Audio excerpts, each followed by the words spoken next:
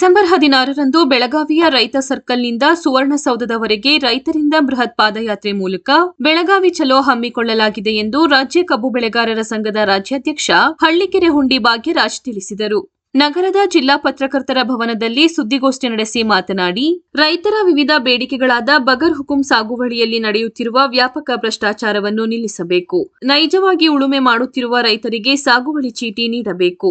ಅತಿವೃಷ್ಟಿ, ಅನಾವೃಷ್ಟಿ, ಪ್ರಾಣಿಗಳ ಉಪಟಳದಿಂದ ಆದ ಬೆಳೆ ನಷ್ಟಕ್ಕೆ ವೈಜ್ಞಾನಿಕ ಪರಿಹಾರ ನೀಡಬೇಕೆಂದು ಒತ್ತಾಯಿಸುತ್ತೇವೆ ಎಂದರು. ರೈತರೊಂದಿಗೆ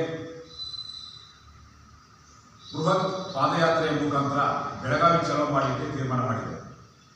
14ನೇ ತಾರೀಕು ಬೆಳಗಾವಿಯ ಸುವರ್ಣಸೌಧಕ್ಕೆ ಚಳಿಗಾಲದ ಅಧಿವೇಶನಕ್ಕೆ ಬೆಳಗಾವಿ ಚಲೋ ಅಧಿವೇಶನ ಚಲೋ.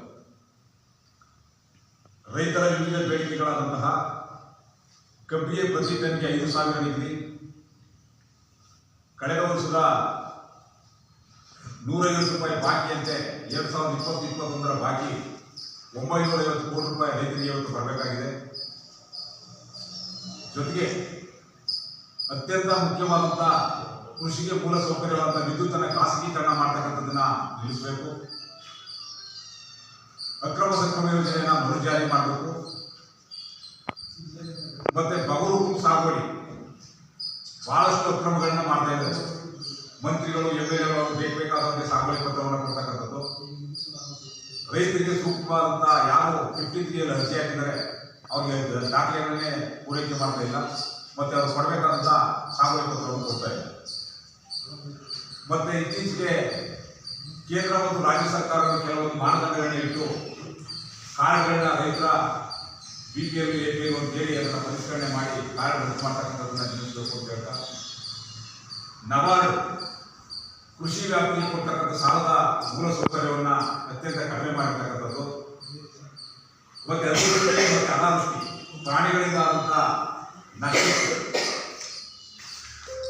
ಕೊಡ್ತಕ್ಕಂಥ ಬೆಳೆ ನಷ್ಟ ವೈಜ್ಞಾನಿಕವಾಗಿದ್ದೇನೆ NDRF, SDRF ಮಾನದಂಡವನ್ನ ಬದಲಾವಣೆ ಮಾಡಬೇಕು ಅಂತ, ಕೃಷಿ ಸಾಲಿಗೆ ಸಿಬಿಲ್ ಸ್ಕೋರ್ನ ಮಾನದಂಡವಾಗಿ ಇಟ್ಕೊಂಡು ರೈತರನ್ನ ಸಾಲದಿಂದ ಹೊರಗಡೆ ಇರ್ತಕ್ಕಂಥ ಕೆಲಸವನ್ನ ಬಂಡವಾಳಶಾಹಿ ಮತ್ತು ರಾಷ್ಟ್ರೀಕೃತ ಬ್ಯಾಂಕ್ಗಳು, ಖಾಸಗಿ ಬ್ಯಾಂಕ್ಗಳು ಮಾಡ್ತಾ ಇರ್ತಕ್ಕಂಥದ್ದು, ರೈತರ ಭೂಮಿಯನ್ನ ಸ್ವಾಧೀನಪಡಿಸಿಕೊಂಡು ಸರ್ಕಾರ